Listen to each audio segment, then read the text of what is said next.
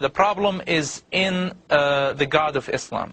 This is shocking, and unfortunately this is the reality about this God. He is a God of torture. He is a God, the deceit God. This is what he talks about himself. You are going to make millions upon millions of Muslims very, very angry. I'm not trying to offend Muslims. I love them. Those Muslims are my family. But you are going to offend people, and you are going to put your life in danger, aren't you, by doing this? Some of them will be offended. Some of them will be offended. But I am sure, I believe that many of them will wake up. Some of them will try to kill you. They will. They will.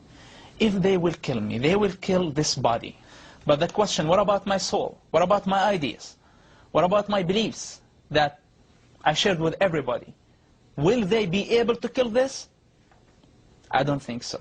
These comments are coming from a man who is not just any Palestinian, but the son of Sheikh Hassan Youssef, one of the founders of Hamas. Mossab Hassan is also a young man who himself, until just a few years ago, was president of the Islamic Youth Movement. And his denunciations of Islam are harsh and startling. Every Muslim who read the Quran, if they allow themselves to listen to this Quran and believe in the same time that this is from God, I think they are sick and they need help. I believe that Islam is collapsing already. Because it's collapsing? It is collapsing. It looks from the outside, it's growing, but from the inside, it's completely collapsing. It's not giving answers to the people. It's not improving their lives. It's not helping them at all. Within 10 years, that's it. Islam is going to be over. Hamas start to get suspicious about everybody, about themselves, about their wives, about their children, about everybody. If they torture, you're not allowed to say anything. If they kill people, you're not allowed to say anything. If they teach you something wrong... They torture and they kill people in the jail? They tortured and they killed people. Their own people? Their own people. Like put needles under their fingernails. They put needles under the fingernails? Needles under their fingernails. Hamas leaders that we see them on the TVs now, okay, and big leaders were responsible for torturing their own members. In studying the Quran, Mossab Hassan found what he calls thousands of inconsistencies. What Muslim sheikhs or religious people do, that they focus on only one part of Islam. Which part do they focus on? The part that they need for that time. If it's a war zone, if it's wartime, they're talking about jihad. They bring the verses that, so it's like very political religion. And this way, I discovered that the Islam is the most bipolar religion on earth, that you can find whatever you want. So the Quran contradicts itself? In so many ways. Within days of us broadcasting that interview, it spread across the internet like wildfire. Days after that, Al-Qaeda itself stepped up in the absence of Hamas making any comment, criticized Hamas for allowing him to get away from the organization, and then concluded their internet statement by quoting the words of the Prophet Mohammed, chilling words. They said, "Whoever changes his religion, kill him." That being a reference to the fact that Mossab Hassan not only has left Hamas, but has now turned his back on Islam and converted to Christianity. I love Jesus immediately. Why? Love your enemy. That was the one that moved me from like deep and changed my life forever. I've been suffering for a long time. It's like my medicine became. It's not a drug. It's not given. It's not like Quran. Quran is a drug. The Quran is a drug, you say? Islam is a drug. To be honest with you, being killed is not the worst thing can happen to me. But if my soul is dead, if I feel the responsibility and I don't say a word of truth, I will die every day. The biggest terrorist is the God of the Quran. I know this is very dangerous. And I know this is... this will offend many people, but my goal not to offend them. What I'm saying, that the biggest terrorist is Allah of the Quran, the God of the Quran, the God of Islam. Since Yusuf's book was published, his father, Sheikh Hassan Yusuf, has publicly disowned his son. I want to ask you, of course, to pray for me and pray for my family. They were under lots of pressure. The last time I talked to my dad, he told me, I asked him to disown me, because I know how difficult this is for them. And he told me this is not an option. I know their hearts, they're good people.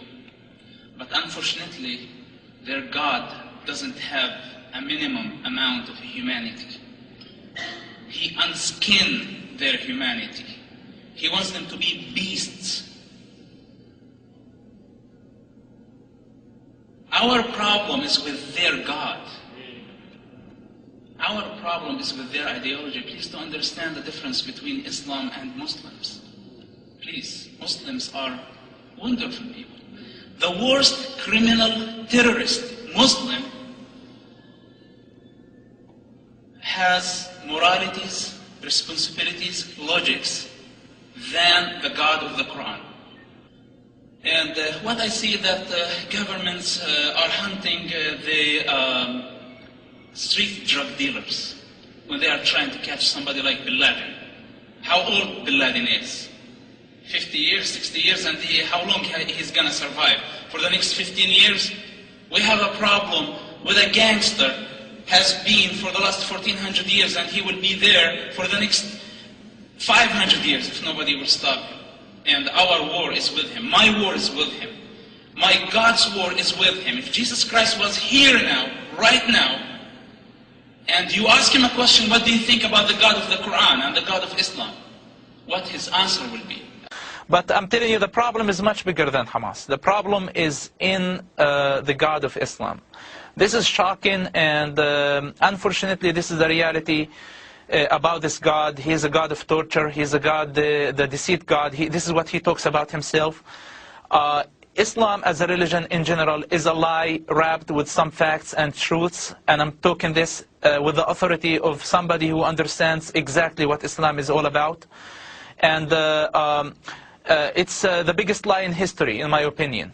And this is the biggest danger, that a quarter of population of Earth believe that this is a religion from God. They are wonderful people. You know, here in Canada, our Muslim population is the same as any other religion. So, you know, those are very inflammatory words about. I know you've converted to Christianity, but that's pretty inflammatory. Yeah. Yes. This is a good point, and what I'm trying to tell you here, that your problem, my problem, the world's problem is not with Muslims. And Muslims, the majority of Muslims are great and wonderful people. They are my people. I know their pain, I know their sufferings, and I know their hearts. When you go to the Middle East, when you go to any Muslim community, you see their passion, you see their hospitality, and you get confused, even more confused. You say sometimes, those Muslims are better than many Christians. And we are not in a position to compare people. We are comparing ideologies. And I'm telling you that the minimum Muslim, the most criminal Muslim or terrorist has a minimum of morality, responsibility, logics more than his God. If you read the Quran, if you allow yourself to understand what the Quran is all about, you're going to figure this out yourself. Go to the Quran, Surah 9, verse 5, and you will find what the God of Quran is asking Muslims to do against everybody. Now, it's not Muslims' fault that they were born in that culture. It's not their fault that they were born as Muslims. But what we're telling them, understand your religion before you are offended. Those are realities about their religion, and they need to recognize that. Your father is the leader of Hamas in the West Bank. Didn't you feel that you are betraying your family, betraying his confidence, betraying the idea he dedicated his life to? How did I betray him? By saving his life, for example? I'm not doing him a favor. This is my dad. I know I rather to die and he doesn't get hurt. I look like a traitor because I am doing what my people need, not what my people want. You decided at some point to leave Islam altogether, and you converted to Christianity, right? Yes, I converted to Christianity. I am a Jesus Christ follower, and let me tell you something. I am not a pro-Israeli and I'm not very fascinated by the work of the Israeli government of killing Gaza children or assassinating leaders and even terrorist leaders. It's very obvious that they're going to try and kill you till the rest of your days, and still here you are in Israeli television without disguise, without fear, and I ask myself whether this is courage or total craziness. Look, you are afraid when you do something wrong. When you don't do something wrong, when you believe in what you're doing, you're not afraid. Masoud Youssef, in behalf of myself and many, many Israelis, thank you very much, and thank you for this interview. Thank you. Musab is well aware that by speaking out, he could effectively be signing his own death warrant. But he shows no fear. They gotta kill my ideas first, which is like, that's it. They're already out. So how are they gonna kill my idea? How are they gonna kill my opinions that I have?